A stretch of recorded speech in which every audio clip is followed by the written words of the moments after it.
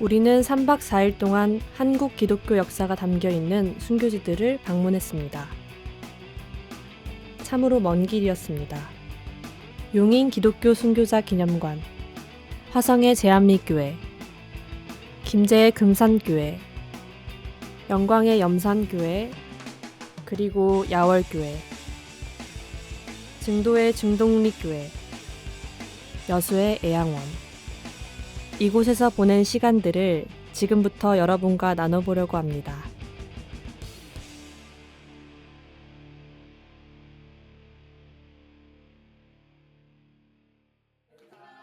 (2015년 8월 13일) 그날은 우리가 성지순례를 떠나는 날이자 사랑하는 현진 언니의 생일이었습니다. 다 같이 촛불을 불고 출발! 했지만 정체된 고속도로. 다소리를 맞아주는 건 고속도로 아주머니뿐.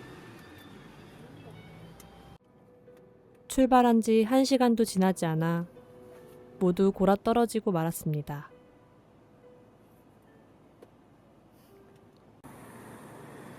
그리고 도착한 식당. 조금 전 쿨쿨 자고 있던 은호 언니는 언제 그랬냐는 듯 남다른 식성을 자랑하고 계십니다. 점심 식사 후 한국 기독교 순교자 기념관을 가는 길. 갑자기 폭우가 쏟아졌습니다.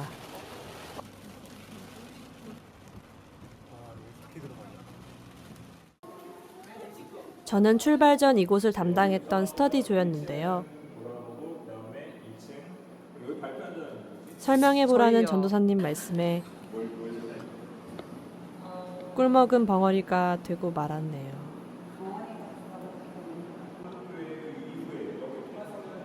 결국 강전도사님이 설명해 주십니다. 이곳은 1984년 한국 기독교 100주년을 기념하여 세워진 곳인데요. 1층에는 초기 한국 교회사를 알 수 있는 그림들, 그리고 2층에는 회의실과 예배실이 있었습니다. 예배실에는 1930년대 이전 개화기의 한국 교회와 사회상을 담은 사진들이 전시되어 있었습니다. 그리고 3층에는 순교자들의 존영과 유품들이 진열되어 있었습니다. 복음을 위해 순교하신 수많은 순교자분들, 이렇게 많을 줄은 몰랐습니다. 나도 그분들 중 한 명이 될 수 있을까요? 거울 앞에 서니 왠지 마음이 무거워집니다. 기념관을 둘러보고 나서 각자 느낀 점을 나누는 시간이 있었습니다. 정말 현실적으로 정말 죽이고 이런 핍박은 없는데 어떻게 보면 그보다 더한 핍박이 있다는 생각이 들어요. 그냥 더 훨씬 교묘하고 훨씬 우리가 알지 못하는데 훨씬 강력하게 다가오는 이런 세상적인 유혹이랑 사회적인 배경들이 있다는 생각이 들어요. 그래서 밖으로 나오니 거짓말처럼 하늘이 개어 있었습니다. 우리는 걸어서 내려가기로 했습니다. 올라올 때 폭우 때문에 보지 못했던 여러 순교자분들의 기념비를 볼 수 있었습니다. 다음 목적지인 화성의 제암리교회를 가는 길. 마을 곳곳에서 무궁화와 태극기를 볼 수 있었습니다.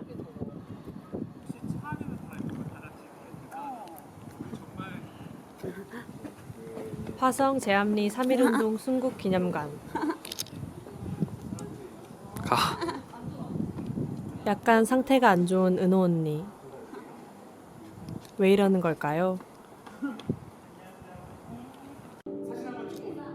들어가자마자 영상 하나를 보았습니다.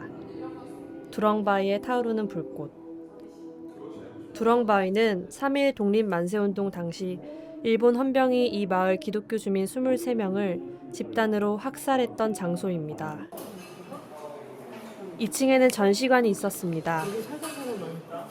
3.1운동의 실상이 사진으로 적나라하게 전시되어 있었습니다. 오빠 3.1운동 여기서 시작했다는 거야?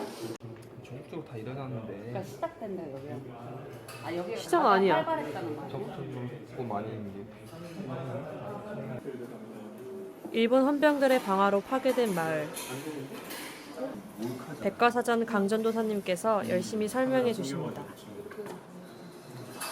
저런 사람이 없었으면은 역사의 현장에 그런 게 성운 시작은 어떤 거예요? 전국에서 왔었죠.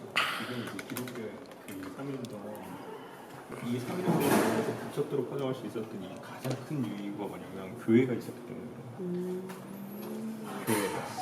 그래서 교회 지도자들이 같이 모여가지고 그것들을 준비하고 계획했는데 교회 안에서는 그 신앙과 직결돼서 설교하면서 그것들이 연결이 되니까 급속도로 교회들이 가다가기 시작하는 거죠.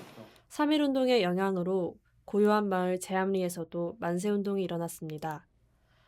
그러자 일본 헌병 30명이 몰려와 남자 신도들을 교회에 모으고 불을 지른 뒤 총으로 학살했습니다. 일본군들은 여기서 그치지 않고 32가구의 초가를 모두 불태웠습니다. 사건이 일어난 지 며칠이 지나도록 일본군들의 감시가 심해 그 누구도 희생자의 장례를 치를 수 없었다고 합니다. 그 희생의 자리에 새로 지어진 교회 성전 안으로 들어갔습니다.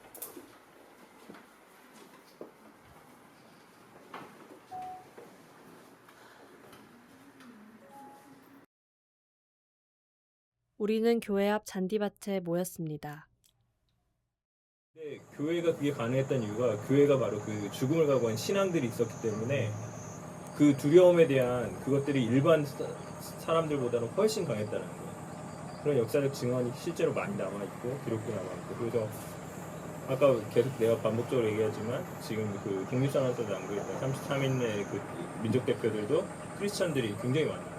실제적으로 나도 저라면 했을 수도 있겠다. 왜냐면 같은 집성촌에 그러니까 있으니까. 그 난 아까 전에는 절대 못하겠다 싶었는데 여기 있었으면 했을 수도 있겠다. 여기 있었다면 나는 자기 그러니까 가족들이 죽은 걸 눈앞에서 보고 엄청 비통해하고 이런 거 사진들이 있었잖아요. 근데 그 엄청 비통한 장면, 재점이 되는 그 상황이랑 지금 여기는 너무나 대비되는 거예요. 여기 너무 고요하고 평화롭고 이렇게 됐잖아요. 근데 김제가 도착 예정 시간이 8시 17분이야. 아 그러면은 가는 도중에 먹는 게 나을 것 같아요. 우리는 김제로 가는 길에 휴게소에 들러 저녁을 먹기로 했습니다. 석양이 유명하다는 행담대교 휴게소였는데 다들 배고픈 나머지 식당으로 직행합니다. 그리고 예준 오빠 부모님이 섬기시는 김제의 한 교회에서 하룻밤 묵기로 했습니다. 피곤한 하루였지만 예배는 빠뜨릴 수 없겠죠? 다음 날 아침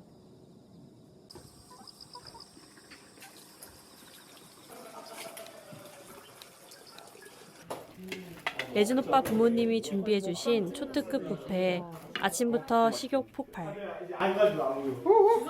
주소가 오늘 체하지 않게 조심하라고. 맞아, 조심해. 놓지 않고. 고통하더라도 뭐라고요? 연아 언니 오늘 무슨 꿈 꾸셨다고요? 아들이한테 욕했어요. 무슨 욕을 하셨나요? 개. 다솔아 미안해. 악몽이라 그랬어요. 그래서 악몽.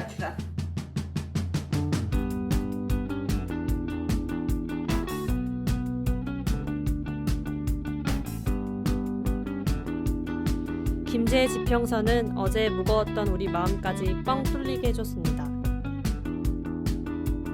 이날은 제가 운전했다는. 그리고 도착한 금산교회. 한옥교회인데요. 1908년 미국인 데이트 선교사가 이 지역의 지주인 조덕삼의 도움으로 건립했습니다. 특이하게 기역자형 건물이네요. 이런 인내들과 함께 한 차를 타고 전라도 땅 금산교까지 왔다는 자체가 얼마나 행복하던지 아시나? 남녀가 유별했던 시대상에 따라 이렇게 커튼을 치고 예배를 드렸다고 합니다. 그리고 천장 기둥에는 성경 구절이 적혀 있는데 남자석은 한문으로, 여자석은 한글로 적혀 있어서 조금 신기했습니다. 당시 교회를 건립했던 조덕삼은 자신의 머슴인 이자익이 장로 투표에서 선정되자 하나님이 내리신 결정이라며 이에 순종하고 이자익을 장로로 깍듯이 섬겼습니다. 계급을 초월한 참으로 은혜로운 사건이 아닐까요? 이게 동탑이야. 다음 목적지인 영광의 염산교회. 이제 1939년에 교회가 세워질 때 허상 변호사님께서 아까 영상에서 보셨는데 초대 교육자가 있었습니다. 이분은 전남 3대 교역자 모두가 순교하신 교회입니다. 허상 전도사, 원장건 목사, 김방호 목사. 한국 전쟁 당시 염산교회 77명의 신자들은 공산군의 교회 탄압에 저항하다 순교하게 되었다고 합니다. 77명의 순교자가 발생한 것은 한국 기독교 역사에서 가장 큰 규모의 순교였다고 하는데요. 저는 생각만 해도 두려운데 그들이 죽음의 공포를 감당할 수 있게 한 것은 무엇이었을까요?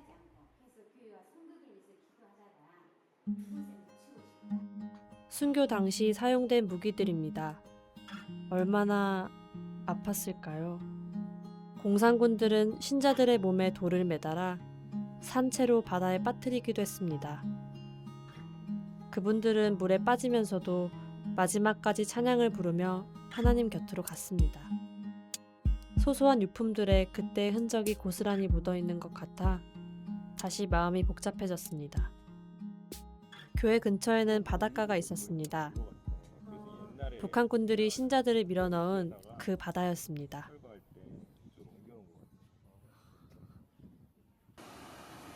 바로 근처에는 또 다른 순교지인 야월교회가 있었습니다. 근데 갑자기 뛰기 시작하는 성환 오빠. 어딜 가시는 거죠? 어? 점심? 지금 몇 시인데? 아, 점심시간이었네요. 아쉽지만 성전만 둘러보고 가기로 결정했습니다. 우리도 점심시간. 지금 서비스인 거죠, 서비스 이거. 서비스예요. 네? 뭐라고요? 역시 전라도는 서비스도 스케일이 다른데요? 근데 이게 지금 중요한 건 뭐냐면은 네. 다대기가 그냥 다대기가 아니라 다대기를 잘 뽑았어. 네. 한번 먹어볼게요. 네. 일본말 아닌가요? 양념장, 양념장. 양념장. 우리 지금 NG.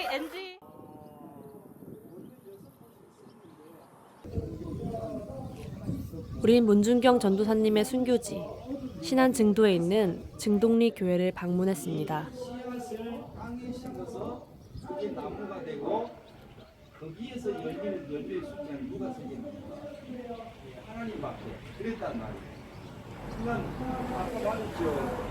김준경 전도사님의 제자가 김준건 목사님인데 김준건 목사님의 제자들이 이동원, 하용조, 옥하는, 홍정길 그 외에도 굉장히 많잖아요.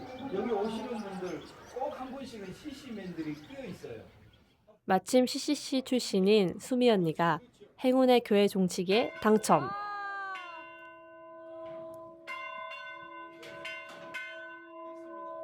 실제로 문준경 전도사님이 사역 당시 예배 30분 전마다 직접 치셨던 바로 그 종이었습니다.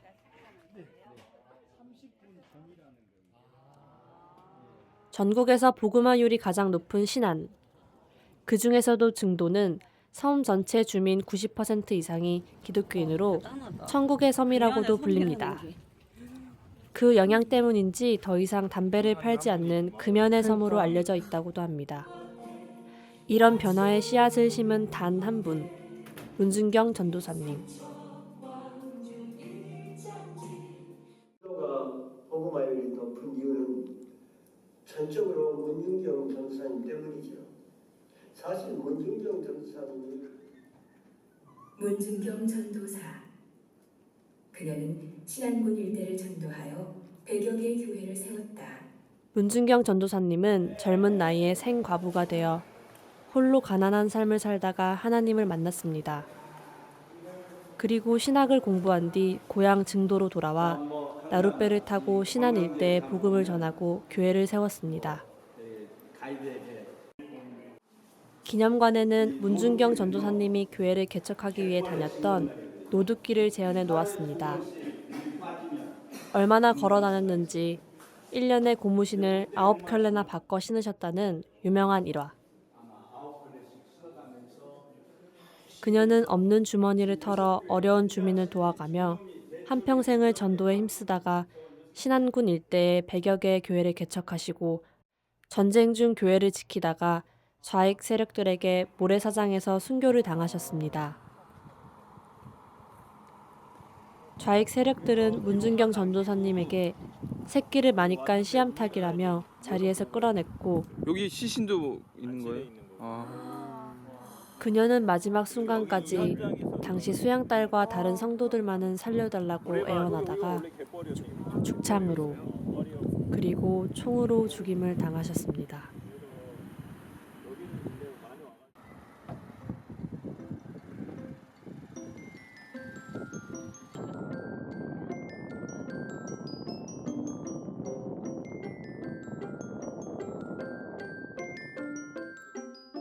우리는 증도를 둘러본 뒤 다음 목적지인 여수로 떠나 짐을 풀었습니다. 여기 어딜까요? 여기요? 주님품? 아니. 여수 밤바다. 내가 아우디치러 온 건지 힐링 전도사님의 말씀에 너무 좋죠? 마음이 조금 찔렸습니다. 솔직히 말해보세요. 좋아요? 찾으십시오. 이게 두 번째 미션이에요. 그렇다면 나는 지금까지 봤잖아요. 여러분이 처음에 나한테 봤던 최고의 가치관은 전부 다 여러분들이 뭐였어요? 자기중심이었어요. 나 어떤 여러분의 관심과 내가 성공하고자 하는 것들. 그렇다면 여러분이 이제 봤잖아요. 보면서 그분들의 삶을 보면서 계속해서 퀘스천 찍어왔잖아요. 그렇다면 이제 나는 밤이 깊어갈 무렵 드디어 후발대로 도착한 사람들. 여기서 보니 새삼 더 반갑네요. 다음 날 우리는 마지막 목적지인 여수 애양원으로 향했습니다.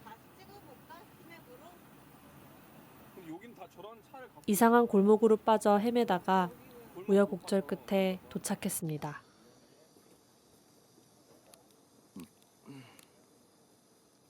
애양원은 1909년 포사이트 선교사가 길에 쓰러진 나환자를 치료한 것을 계기로 설립되었으며 한센병 환자 및 일반 장애자들의 치료와 재활을 돕고 이들에게 예수 그리스도의 복음을 전하는 통로가 되었습니다.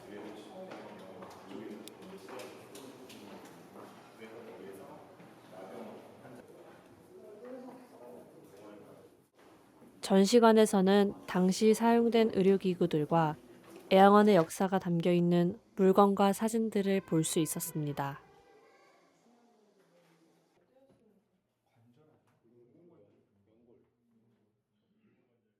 애양원에서 주로 치료했던 한센병은 과거 나병 또는 문둥병으로 불리기도 했던 심각한 병입니다.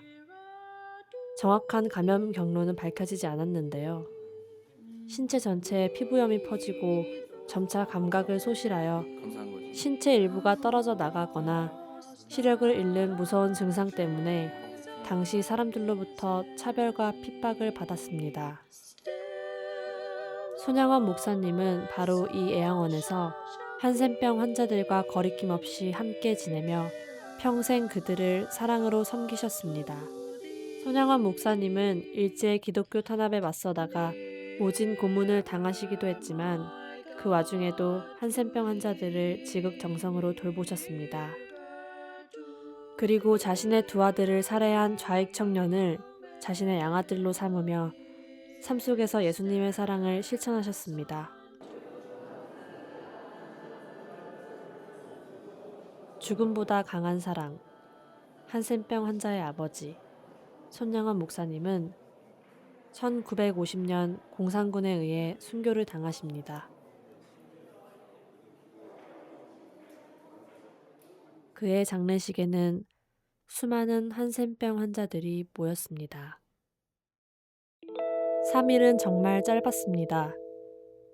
순교자분들의 피와 땀으로 채워진 그 수많은 시간들을 경험하기에는 우리가 지금 이렇게 에어컨 밑에서 편하게 예배를 드릴 수 있는 축복도 그저 주어진 것이 아니었습니다.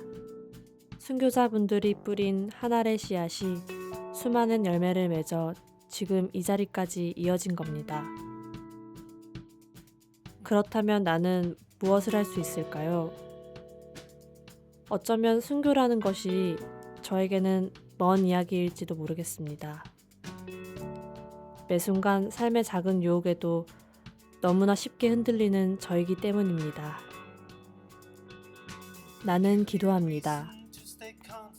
어떠한 상황에도 주님을 의지하고 세상과 타협하지 않는 용기와 믿음을 달라고. 그리고 내 삶이 그냥 썩어지는 것이 아니라 귀한 열매를 맺을 수 있는 씨앗이 되게 해달라고.